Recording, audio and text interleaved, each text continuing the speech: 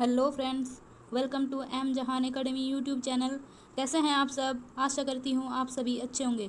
तो फ्रेंड्स, इस चैनल में J TET, C TET, UP TET, B TET, UK TET, KVS, REET आदि एग्ज़ामों की तैयारी होती है, जहां पेडागोजी पूछे जाते हैं। अगर आप लोग इन एग्ज़ाम में से किसी भी एग्ज़ाम को देते हैं या फिर आपके एग्ज़ाम में पेडागोजी पूछे जाते हैं, तो यह चैनल और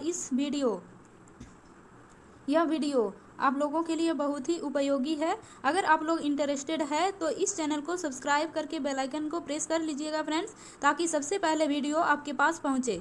तो फ्रेंड्स, आज मैं समावेशी शिक्षा के बारे में यहाँ चर्चा होगी, जिसे अंग्रेजी में कहते हैं इंक्लूसिव एडुकेशन। आज का क्लास है क्लास नंबर 9। इसके पहले और 8 क्लास हुआ है, जहाँ पर बहुत ही इम्पोर्टेंट क्वेश्चन पूछे गए हैं। अगर आप लोग इंटरेस्टेड है तो 8 क्लास को अटेंड कर लीजिएगा। वह भी बहुत ही ज़्यादा इम्पोर्टेंट क्वेश्चन पूछे गए हैं। चलिए फ्रेंड्स, आज का टॉपिक शुरू करते हैं। देखते हैं अगला प्रश्न क्या है। क्वेश्चन नंबर 1, सभी विद्यार्थियों को उनकी शारीरिक, बौद्धिक, सामाजिक, भावनात्मक तथा अन्य दशाओं पर विशेष ध्यान दिए बिना अच्छी शिक्षा देना है। इस शिक्षा व्यवस्था को क्या कहा जाता है? आई रिपीट, सभी विद्यार्थियों को उनकी शारीरिक, बौद्धिक, सामाजिक, भावनात्मक तथा अन्य दशाओं पर विशेष ध्यान दिए बिना अच्छी शिक्षा देना है। इस शिक्षा व्यवस्था को क्या कहा जाता है, ये आप लोगों को बताना है। तो बताइए, समावेशी शिक्षा होगा, शिक्षा अधिगम, सूक्ष्म शिक्षण और क्रमबद्ध शिक्षा। इन ऑप्शन में से आप लोग किस ऑप्शन के साथ जा रहे हैं फ्रेंड्स? जरूर कमेंट करके बताइएगा। तो देखिए, यहाँ ऑप्शन ए होगा सही जवाब, समावेशी शिक्षा। समावेशी शिक्षा व्यवस्था एक ऐसी शिक्षा व्यवस्था है जहां सभी विद्यार्थियों को उनकी शारीरिक, बौद्धिक, सामाजिक, भावनात्मक तथा अन्य दशाओं पर विशेष ध्यान दिए बिना अच्छी शिक्षा देना है। इस शिक्षा व्यवस्था को कहा जाता है समावेशी शिक्षा। तो समझ गए आप लोग? चलिए आगे बढ़ते हैं। क्वेश्चन नंबर 2, यहाँ मैं आप लोगों को और एक बात बताना चाहूँगी कि आप लोग 1, 2 करके पूरा 30 तक लिखिए अपने कॉपी में। अपनी पेन कॉपी लेकर बैठ जाइए फ्रेंड्स।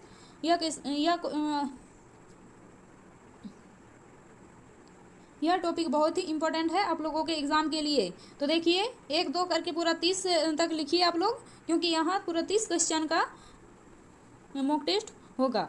देखिए, अगर 1 का ऑप्शन ए ठीक होगा तो ए लिखिएगा ऐसा करके। बी ठीक होगा तो यहाँ क्वेश्चन नंबर 2 का ए बी सी डी में से अगर कोई ठीक लगता है, ए मान लीजिए सी ठीक होगा तो ऐसे सी लिखिएगा। क्वेश्चन नंबर 3 का अगर बी ठीक होगा तो ऐसे बी लिखिएगा। ऐसे करके पूरा 30 क्वेश्चन आप लोग लिखिए। अगर आप लोगों का क्वेश्चन ए सही होगा तो कुछ नहीं लिखिएगा, 2 अगर गलत होगा तो ऐसे मार्क कर लीजिएगा, ताकि आप लोग पहचान सके कि कौन सा क्वेश्चन हमारा गलत हुआ है, और आप लोग पूरा 30 क्वेश्चन में से कितना क्वेश्चन कर पा रहे हो ये आप लोगों को पता चले। और जिन क्वेश्चन को आप लोग गलत कर रहे हो उसको विशेष ध्यान दीजिए, ताकि आप उसे आयत्त कर सके। ठीक है, तो बताइए क्वेश्चन नंबर 2 का आंसर क्या होगा? समावेशी शिक्षा की समस्या निम्नलिखित में से कौन सा नहीं है? नहीं है पूछा है, जो नहीं होगा वही हमारा आंसर हो जाएगा। क्वेश्चन ऑप्शन ए शिक्षा प्रबंधन, ऑप्शन बी लैंगिक मुद्दे, ऑप्शन सी मूलभूत सुविधाओं की कमी, ऑप्शन डी उपरोक्त में से सभी। बताइए इस क्वेश्चन का सही जवाब क्या है, यानी गलत ऑप्शन कौन सा है, वही होगा हमारा सही ऑप्शन। समावेशी शिक्षा की समस्या निम्नलिखित में से कौन सा नहीं है? शिक्षा प्रबंधन में भी समावेशी शिक्षा का समस्या है। शिक्षा प्रबंधन अच्छा नहीं है हमारा भारत का। लैंगिक मुद्दे, यह भी समस्या है। मूलभूत सुविधाओं की कमी, यह भी समस्या है समावेशी शिक्षा का। तो इस क्वेश्चन का सही जवाब होगा उपरोक्त में से सभी। तो देखते हैं अगला प्रश्न क्या है।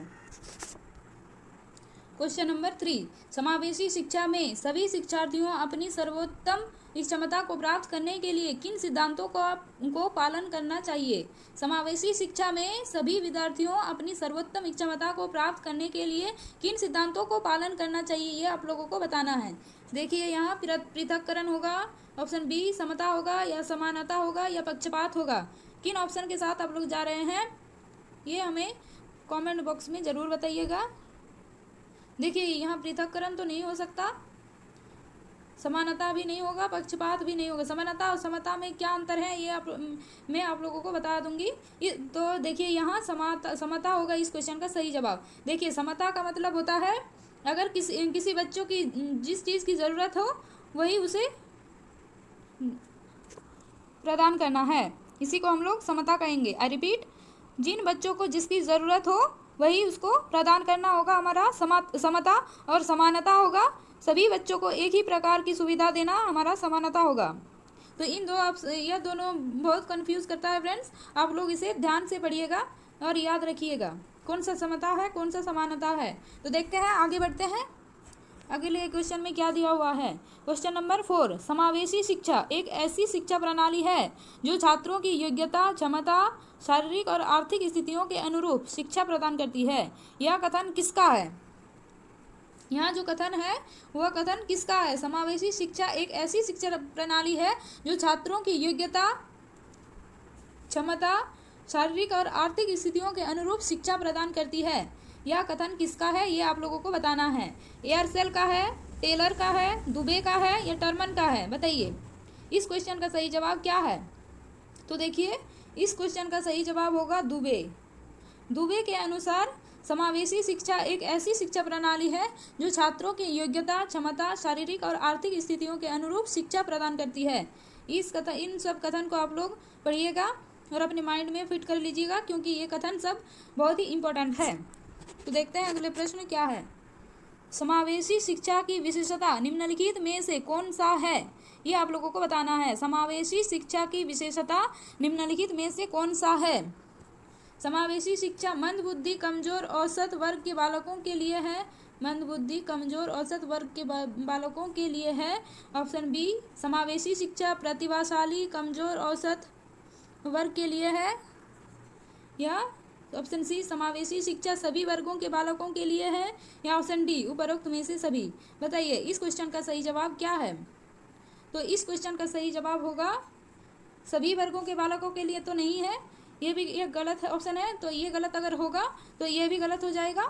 तो देखिए इन दोनों में से बताइए कौन सा ऑप्शन आप लोगों को ठीक लगता है।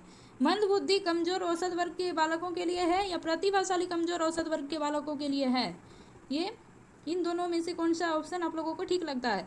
तो देखिए इस क्वेश्चन का सही जवाब होगा ऑप्शन बी समावेशी शिक्षा प्रतिभाशाली, कमजोर, औसत वर्ग के बालकों के लिए है।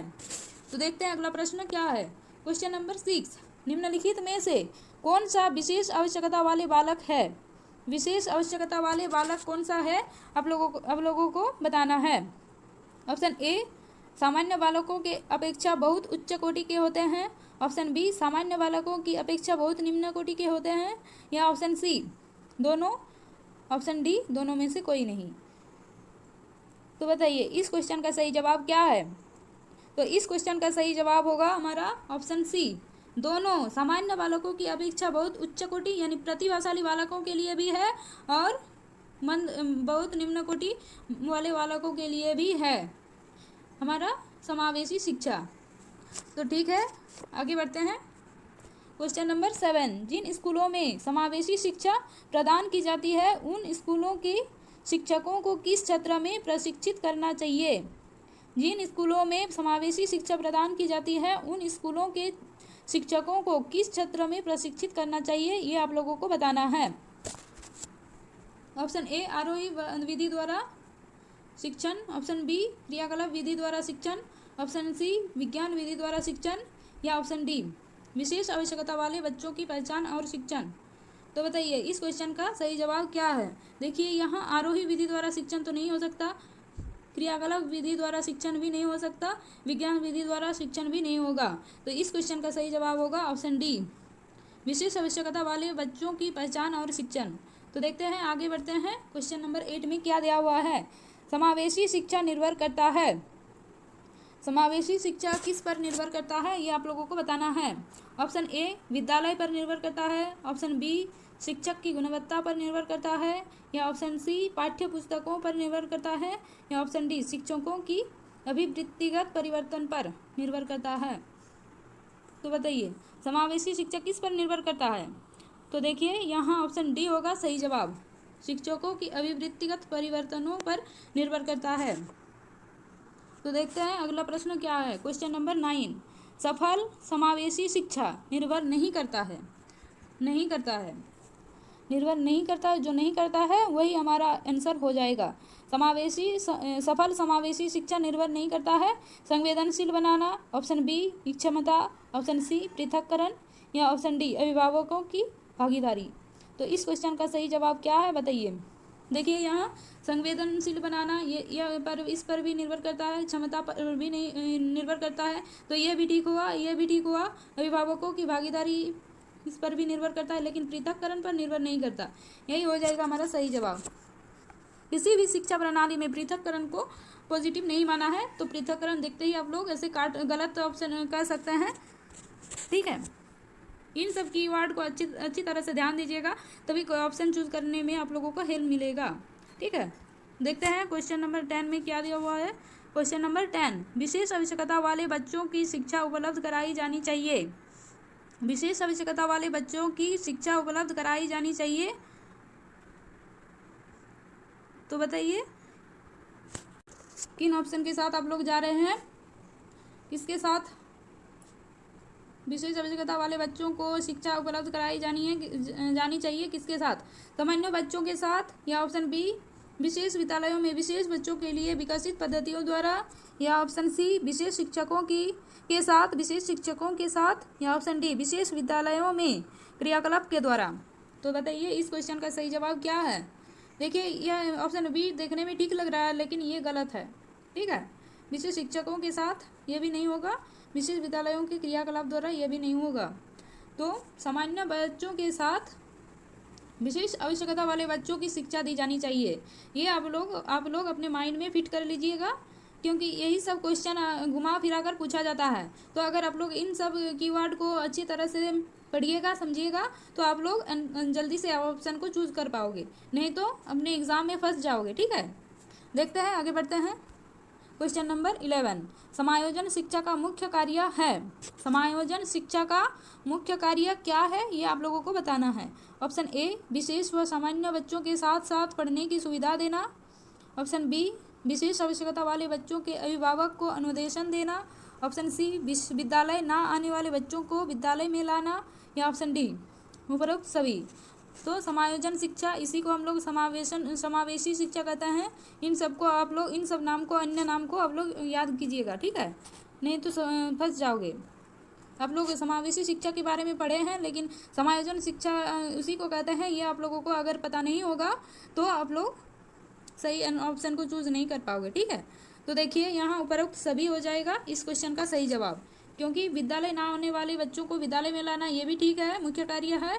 विशेष आवश्यकता वाले बच्चों के अभिभावक को अनुदेशन देना कि बच्चों को कैसे पढ़ाना है, क्या कब क्या करना है, इन सब को आप लोग अगर अभिभावकों को अनुदेश दोगे तो बच्चे और अच्छी तरह से आप लोग पढ़ पाओगे, क्योंकि वह बच्चा अभिभावक के साथ अधिक समय बिताते हैं। ठीक है, यह विशेष व सामान्य बच्चों के साथ साथ पढ़ने की सुविधा ये भी मुख्य कार्य है। तो देखते हैं अगला प्रश्न क्या है। क्वेश्चन नंबर 12, कि सभी बच्चों के लिए विद्यालय में सभी की शिक्षा निम्नलिखित में से किसकी विशेषता है। सभी बच्चों के लिए विद्यालय में सभी की शिक्षा निम्नलिखित में से किसकी विशेषता है, ये आप लोगों को बताना है। सभी बच्चों के लिए विद्यालयों में सभी की शिक्षा निम्नलिखित में से किसकी विशेषता है, यह विशेषता किसकी है, ये आप लोगों को बताना है। ऑप्शन ए सहयोगात्मक शिक्षा, ऑप्शन बी पृथक शिक्षा, ऑप्शन सी समावेशी शिक्षा, या ऑप्शन डी सामाजिक शिक्षा। तो कौन सा ऑप्शन आप लोगों को ठीक लगता है, ये आप लोगों को बताना है। देखिए यहाँ समायोगात्मक शिक्षा तो नहीं होगा, पृथक शिक्षा भी नहीं होगा, सामाजिक शिक्षा भी नहीं होगा। इस क्वेश्चन का सही जवाब होगा ऑप्शन सी समावेशी शिक्षा, इस क्वेश्चन का सही जवाब होगा। ठीक है, समझ रहे हो। देखते हैं आगे बढ़ते हैं।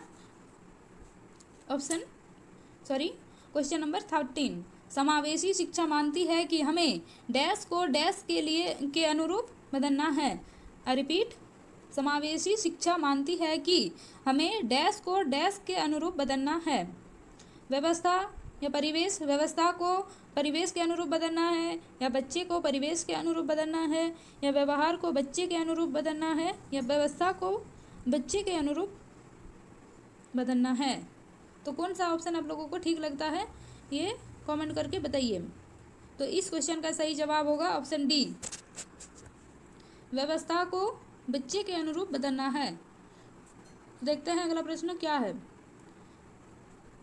क्वेश्चन 14, वांछित समूह के विद्यार्थियों को सामान्य विद्यार्थियों के साथ साथ पढ़ना चाहिए, यह व्यवस्था किस व्यवस्था का उदाहरण है। देखिए वही सब क्वेश्चन को घुमा फिरा कर यहाँ पूछा जा रहा है, इसलिए आप लोग यह पूरा का पूरा क्वेश्चन आप लोग माइंड में सेट कर लीजिएगा। अगर एक बार सेट कर लीजिएगा तो सभी क्वेश्चन के किसी भी क्वेश्चन को आप लोग अच्छे से चूज कर पाओगे, अपने ऑप्शन ठीक से चूज कर पाओगे। ठीक है, तो देखते हैं। या एकीकृत शिक्षा का उदाहरण है, विशेष शिक्षा का उदाहरण है, अवरोही शिक्षा का उदाहरण है, या समावेशी शिक्षा का। तो मैं पहले ही बता चुकी हूँ कि ये समावेशी शिक्षा का उदाहरण है। ठीक है, तो देखते हैं क्वेश्चन 15 में क्या दिया हुआ है।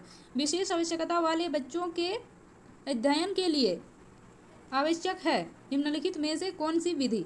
विशेष आवश्यकता वाले बच्चों के अध्ययन के लिए आवश्यक है निम्नलिखित में से कौन सी विधि, ये आप लोगों को बताना है। इंडक्टिव मेथड,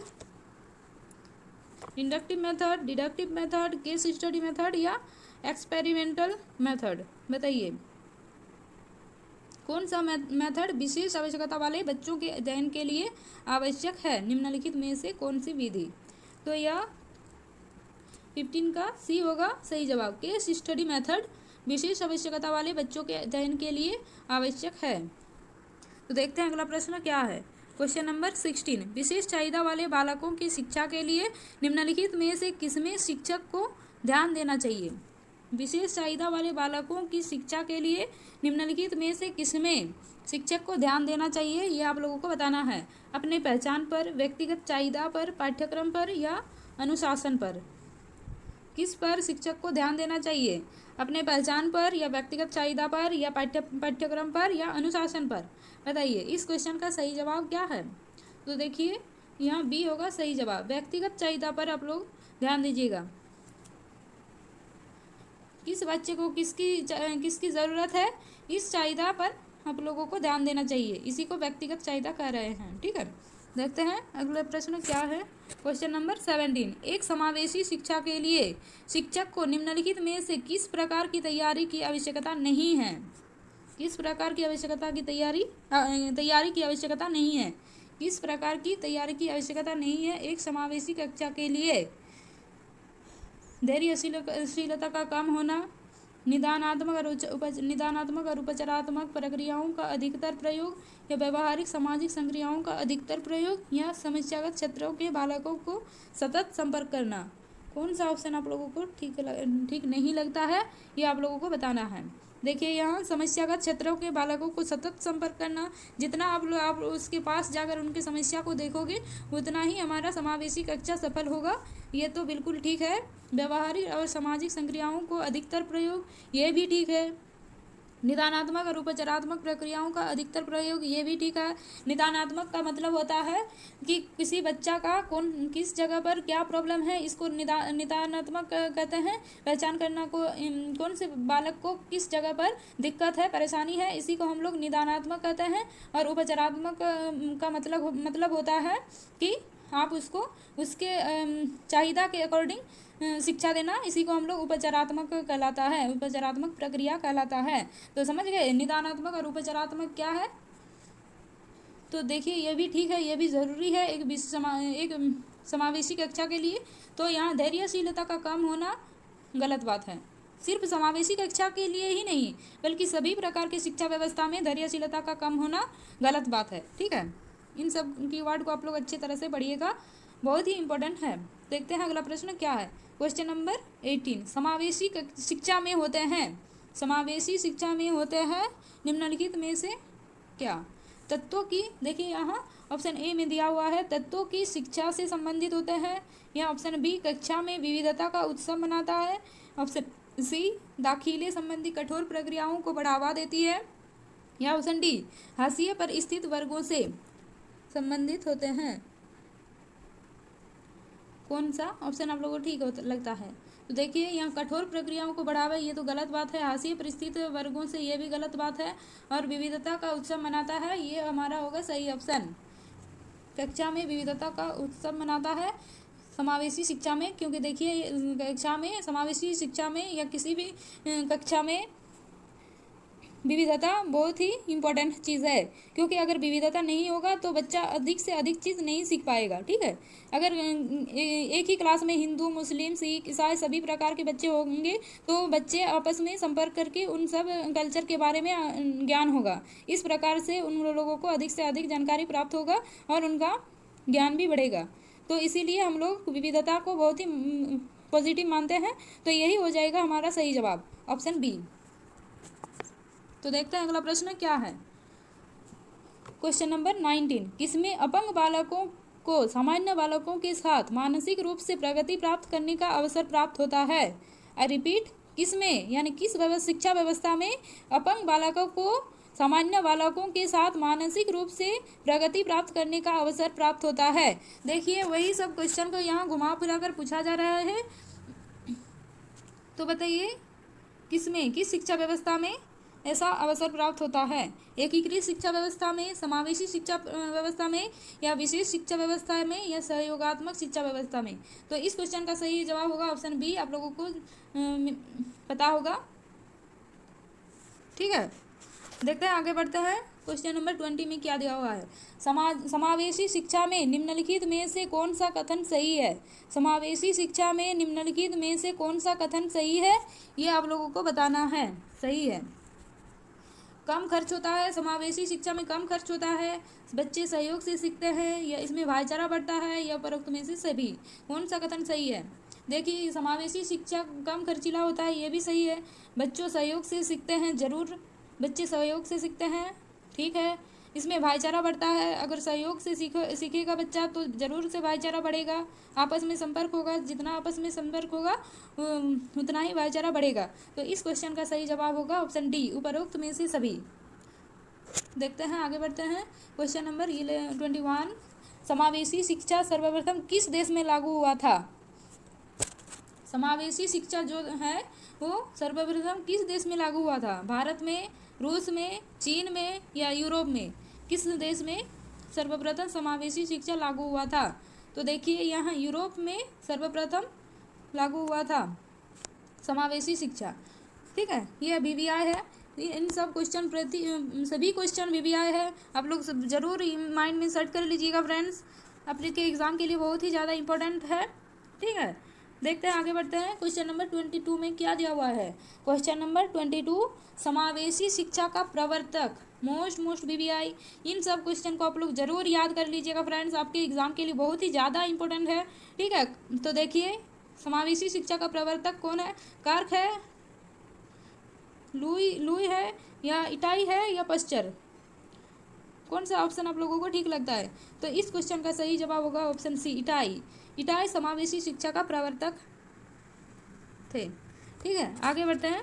क्वेश्चन नंबर 23, निम्नलिखित में से समावेशी शिक्षा का विशेषता कौन सा है? विशेषता, समावेशी शिक्षा का विशेषता कौन सा है, ये आप लोगों को बताना है। दूसरों के व्यक्तित्व के सम्मान की भावना का विकास, छात्रों में संवेदनशीलता का विकास, बच्चों में सहयोगात्मक भावना का विकास, या ऑप्शन डी, उपरोक्त में से सभी? कौन सा ऑप्शन आप लोगों को ठीक लगता है? तो देखिए इस क्वेश्चन का सही जवाब होगा ऑप्शन डी, उपरोक्त में से सभी हो जाएगा इस क्वेश्चन का सही जवाब। समावेशी शिक्षा का विशेषता ये सब है, दूसरों के व्यक्तित्व को सम्मान की भावना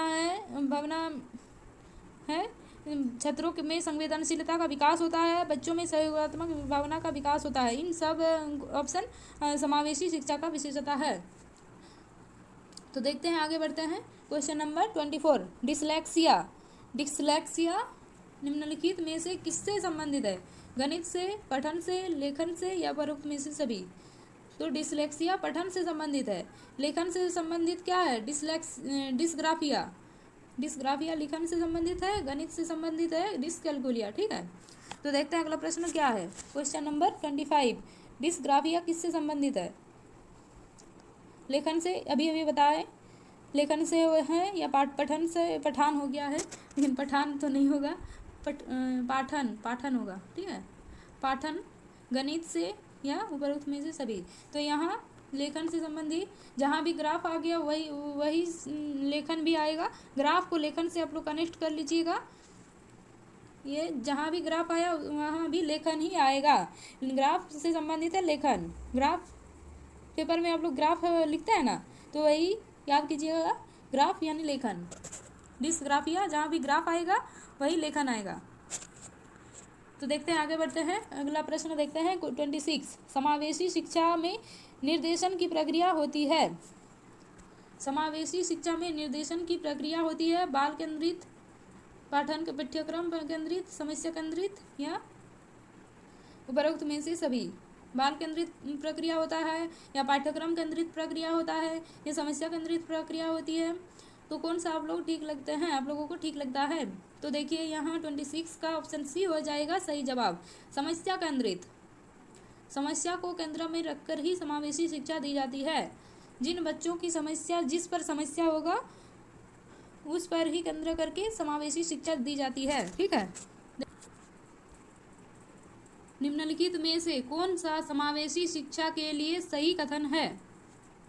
लचीला अधिगम है, ये लचीला अधिगम है। वातावरण परिवर्तन का विरोध, अधिगम सामग्री की कमी या गुणवत्तापूर्ण शिक्षक की कमी। कौन सा ऑप्शन आप लोगों को ठीक लगता है इस क्वेश्चन का? तो देखिए इस क्वेश्चन का सही जवाब होगा लचीला अधिगम। लचीला अधिगम होगा इस क्वेश्चन का सही जवाब। तो देखते हैं फ्रेंड्स, आगे बढ़ते हैं। क्वेश्चन नंबर 28, ब्रेल लिपि का आविष्कार क्या है? ब्रेल लिपि का आविष्कार किसने किया, ये आप लोगों को बताना है। लुईस ने किया, किर्क ने किया, हल ने किया या इताई ने किया? इस क्वेश्चन का सही जवाब क्या है? ब्रेल लिपि का आविष्कार किसने किया? तो ब्रेल लिपि का आविष्कार किया है लुईस ने। लुईस ने ब्रेल लिपि का आविष्कार किया है। तो देखते हैं अगला प्रश्न क्या है। क्वेश्चन नंबर 29, समावेशी शिक्षा में निम्नलिखित में से कौन सी विशेषता सबसे कम महत्वपूर्ण है? समावेशी शिक्षा में निम्नलिखित में से कौन सी विशेषता सबसे कम महत्वपूर्ण है? छात्रों की सामाजिक आर्थिक स्थिति, ऑप्शन बी छात्रों के लिए धैर्य और स्नेह, बच्चों के प्रति संवेदनशीलता या बच्चों की क्षमताओं का ज्ञान। इन ऑप्शन में से कौन सा सबसे कम महत्वपूर्ण है, ये आप लोगों को बताना है। तो देखिए यहाँ ऑप्शन ए हो जाएगा सही जवाब, छात्रों की, क्योंकि छात्रों की सामाजिक आर्थिक स्थिति सही अच्छी हो ये जरूरी नहीं है। देखते हैं अगला प्रश्न, क्वेश्चन नंबर 30, शिक्षा को समवर्ती सूची पर किस संविधान संशोधन द्वारा लाया गया था? शिक्षा की समवर्ती सूची पर किस संविधान संशोधन द्वारा लाया गया था? ऑप्शन ए 42वें, ऑप्शन बी 44वें, ऑप्शन सी 46वें या ऑप्शन डी 48वें।